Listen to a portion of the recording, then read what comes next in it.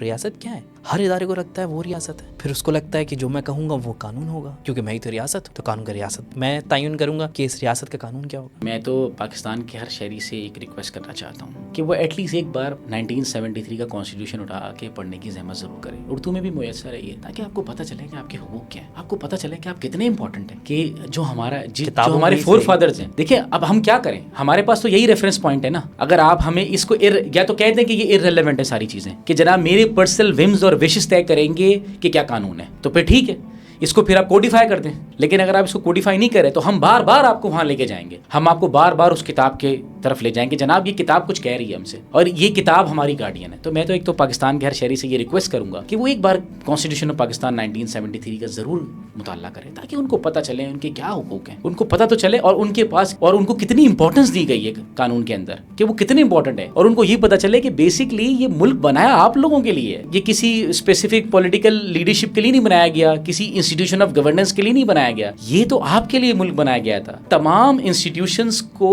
بنایا ہی اس لیے گیا تھا کہ یہ آپ کی خدمت کریں گے، ان کا کام تھا آپ کی خدمت کرنا۔ ہم کیوں کہتے ہیں پبلک سرونٹ؟ اس لیے تو کہتے ہیں کہ پبلک کے سرونٹس ہیں، لیکن مسئلہ سارا کا سارا یہ ہے ایک کالونیل مائنڈ سیٹ ہے۔ اور دوسری بات یہ کہ جب آپ کو اپنے رائٹس کا ہی نہیں پتا، تو پھر آپ وہ جو کالونیل مائنڈ سیٹ رکھنے والا بندہ ہے، وہ آپ کے اوپر وہ پھر سپریشن بھی کرے گا، وہ پھر جناب آپ کے اوپر رول بھی کرے گا، ڈومینیٹ بھی آپ کو کر رہا ہوگا۔ تو ایک تو یہ ہے کہ میں سمجھتا ہوں سوشل میڈیا سے کافی زیادہ لوگوں کے اندر آگاہی آئی ہے، لیکن اسٹل میں سمجھتا ہوں کہ صرف کراچی، لاہور، اسلام آباد تو پاکستان نہیں ہے نا بھائی، آپ کا ایک بہت بڑا رورل ایریاز ہے، وہاں پر آپ کو نظر آئے گا کہ وہاں پر اسٹل فیوڈل لارڈس، وہاں پر وہ لوگ موجود ہیں جو سوشل موبلٹی کو ڈسکریج کر رہے ہیں، جو نہیں چاہتے کہ لوگ پڑھیں، جو نہیں چاہتے کہ جناب لوگ آگے کی طرف آئیں، جو نہیں چاہتے کہ لوگ اویئرڈ ہو جائیں، لوگ انلائٹنڈ ہو جائیں۔ اگر وہ انلائٹنڈ ہو گئے تو جناب ملک میں تو تبدیلی آ جائے گی ایک بہت بڑی۔ ہماری جو قوم ہے ایز اے قوم، من حیث القوم، میں سمجھتا ہوں ایک تو ان کو اپنے حقوق کا پتہ ہونا چاہیے، اور ان کو اس چیز کو اپنے اندر پتہ ہونا چاہیے کہ وہ کتنے امپورٹنٹ ہے۔ وہ کانسٹیٹیوشن وہ پڑھیں گے تو ان کو پتہ چلے گا کہ کانسٹیٹیوشن تو ہے ہی ان کے ساتھ کھڑا ہوا، اور کانسٹیٹیوشن تو بنایا اس لیے گیا تھا کہ کوئی بھی ادارہ یہ نہ سمجھے